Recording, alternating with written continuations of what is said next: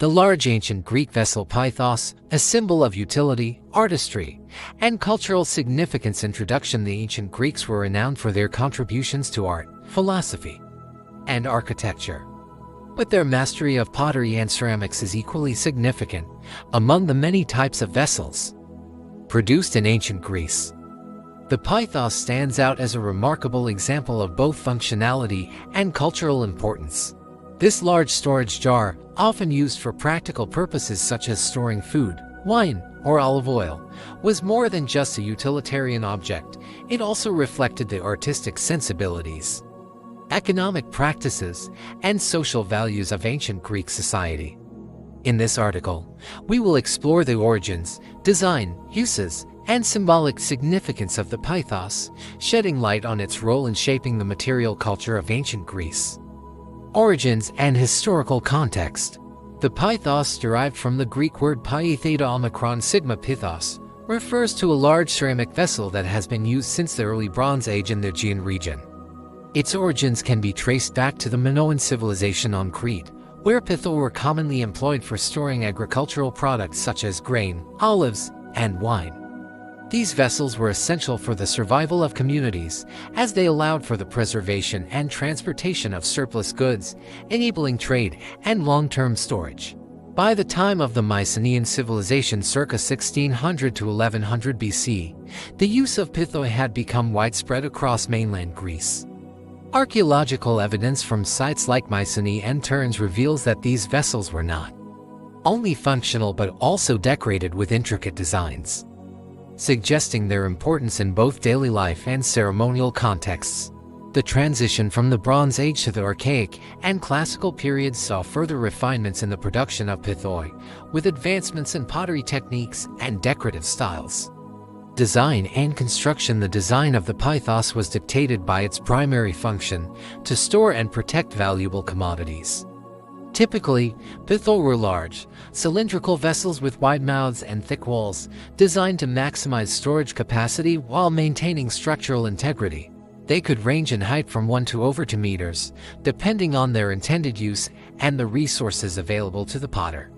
Materials and techniques. Pithoi were made from clay, which was abundant in the Mediterranean region. The clay was carefully selected and prepared to ensure durability and resistance to moisture. Once shaped, the vessels were fired at high temperatures in kilns, a process that hardened the clay and made it impermeable. The firing process also gave the pithos its characteristic reddish-brown color, although some examples were painted or glazed for decorative purposes. Decorative elements. While the primary purpose of the pythos was utilitarian, many examples feature elaborate decorations.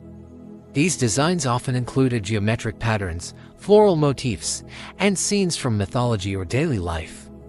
During the geometric period circa 900 to 700 BC, pithoi were adorned with linear patterns and stylized figures, reflecting the artistic trends of the time. In later periods, particularly during the classical era 5th–4th centuries BC, the decoration became more naturalistic, with detailed depictions of gods, heroes, and animals. The inclusion of such artistic elements suggests that pithoi were not merely functional objects but also symbols of wealth and status. Wealthy households might commission highly decorated pithoi to display their prosperity, while simpler versions were used by the general population. Uses of the pythos. The versatility of the pythos made it an indispensable tool in ancient Greek society. Its primary functions included storage. Pithoi were used to store a variety of goods, including grain, wine, olive oil, honey, and dried fruits. Their large size and airtight construction made them ideal for preserving perishable items, ensuring a steady supply of food throughout the year. Transportation. Due to their robust design, pithoi were often used to transport goods over long distances. They could be loaded onto ships or carts and transported to markets or other regions, facilitating trade and economic exchange. Ceremonial and religious purposes. In addition to their practical uses, pithoi played a role in religious ceremonies and rituals.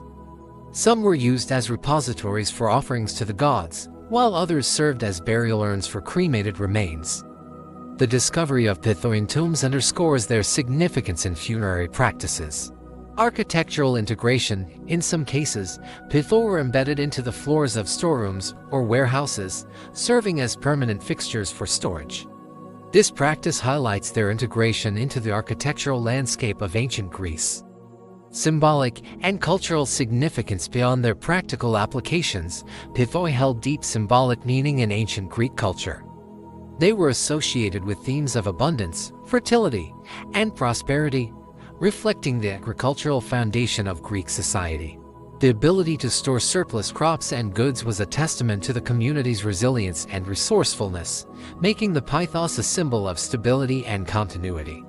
In mythology, the Pythos is linked to the story of Pandora, who opened a jar, often mistranslated as a box containing all the evils of the world. While this myth emphasizes the dangers of curiosity and disobedience, it also underscores the importance of containment and control qualities embodied by the Pythos itself. Furthermore, the presence of Pithor in public spaces, such as temples and marketplaces, reinforced their role as communal objects. They were not just possessions of individuals but shared resources that contributed to the well-being of the entire community. Production centers and trade networks: the production of Pithor was concentrated in specific regions known for their expertise in pottery making. Notable centers included Athens, Corinth, and Rhodes, where skilled artisans crafted vessels for local use and export. The demand for Pithor extended beyond Greece, reaching colonies in southern Italy, Sicily, and North Africa, as well as trading partners in the Near East. The trade of Pithor facilitated cultural exchange, as different regions adopted and adapted Greek pottery styles.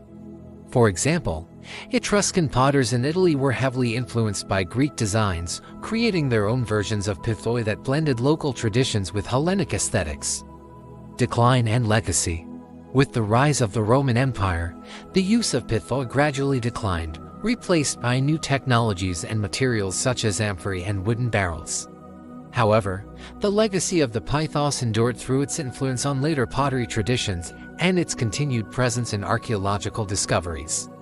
Today, Pithor are prized artifacts in museums around the world, offering insights into the daily lives and cultural practices of ancient Greeks.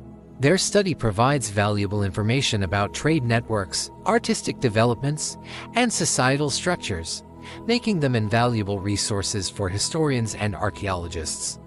Conclusion: the large ancient Greek vessel Pythos represents a fascinating intersection of utility, artistry, and cultural significance.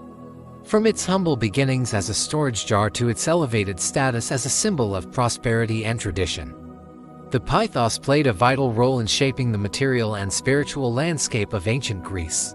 Its enduring legacy serves as a reminder of the ingenuity and creativity of the Greek people, whose innovations continue to inspire admiration and study millennia later. Whether viewed as a practical tool or a work of art, the Pythos remains a testament to the enduring power of human craftsmanship and the timeless appeal of ancient Greek culture. As we uncover more about these remarkable vessels, we gain a deeper appreciation for the complexities and achievements of one of history's greatest civilizations.